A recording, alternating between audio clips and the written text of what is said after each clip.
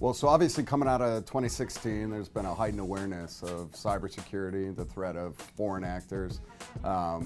We went to DEF CON last year and were sort of really surprised by the capacity of even the good guy hackers. And so shortly thereafter, we put out a white paper called 2020 Vision, Election Security in the Age of Foreign Committed Threats. And we released that last December. And it's based on the idea of defend, detect, recover. So we've really got one major job in elections, right? And that's to put out results that are trusted and true. We rely on a large variety of digital systems, and by their nature, they're vulnerable to attack.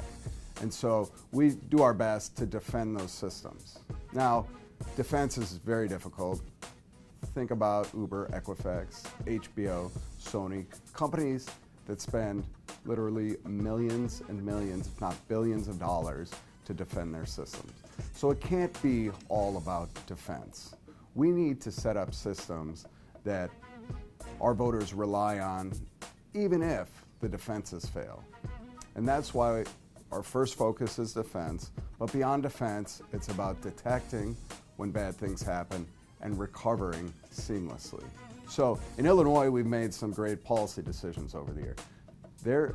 There's a paper artifact for every single voter. Either they've marked it by hand, or if they had to use a touchscreen device, there's a spooling roll that contains a paper audit trail that the voter validates before casting the ballot. So in the event of a successful breach that totally destroys the software counting system, we can use those paper artifacts to reestablish election results that we can put out that all of America or all of Cook County's voters can rely upon.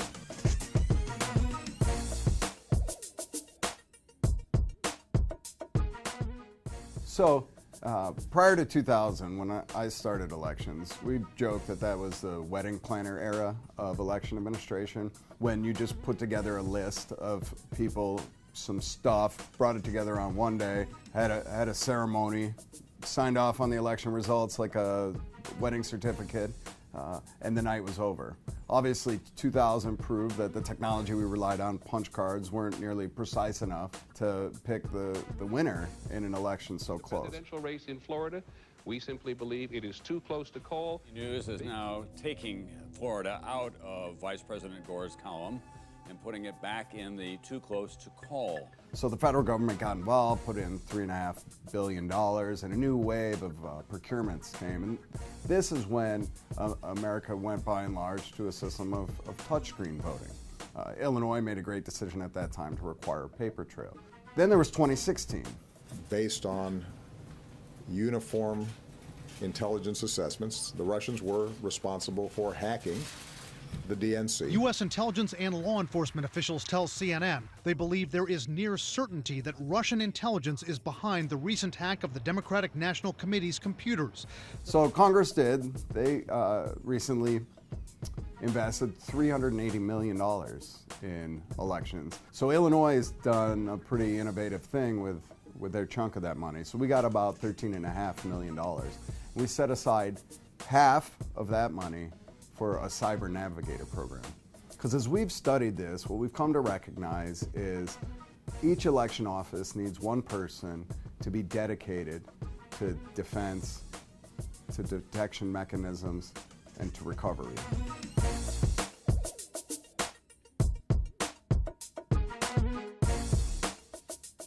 We teamed up with the Chicago Board of Elections to hire an election information and infrastructure security officer. We've worked with the MSISEC to rapidly share information on threats and specific vulnerabilities. We've worked with the Department of Homeland Security to conduct cyber hygiene scans on all of our public-facing websites, and they even came inside to do a more in-depth review of our entire cyber infrastructure as well as our physical infrastructure. We work with the people at DEF CON, security researchers who care deeply about American election infrastructure, to make sure that the training they set up and their testing environment was appropriate.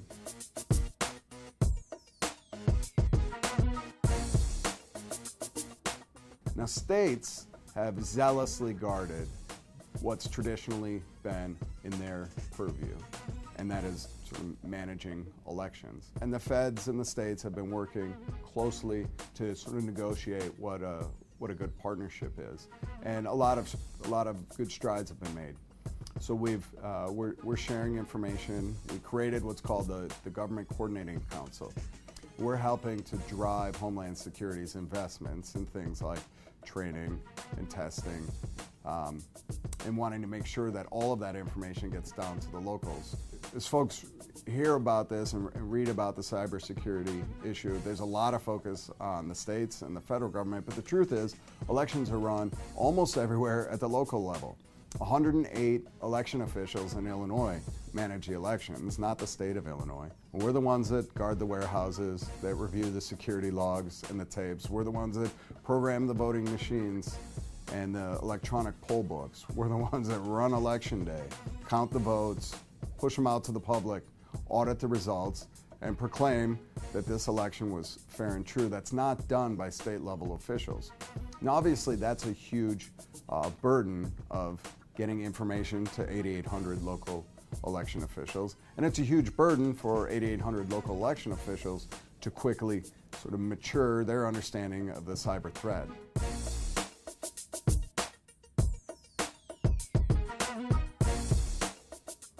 The cyber problem is a race with no finish line. Attackers only have to be right once. We have to be perfect in defense at all times. We believe our intelligence community, that we're targets. It's important for Americans to recognize that this battle is being fought on two fronts. There's one front where election officials like me have almost complete control, and that is our elections infrastructure. Voting machines, vote counting software systems, but also public websites, electronic poll books, election day command centers, right? The stuff we rely on to run modern elections. The other front, and the one we have very little control over, was the information campaign. The use of things like social media, Twitter and Facebook, to continue to divide Americans and create an environment where we're at each other's throat. The information campaign was highly successful in 2016. If the divisions in our country are exacerbated and we can't control ourselves, then a successful attack on our infrastructure becomes that much more of a powerful tool. It's fair to expect that some piece of the elections infrastructure, an elections website, for example, will be attacked successfully. That doesn't mean the heart of the system should not be trusted, but when that does happen, it means that candidates and the media need to start from the premise that the professionals running elections are going to be able to recover from it. If that's the premise that we start from, Americans have nothing to fear.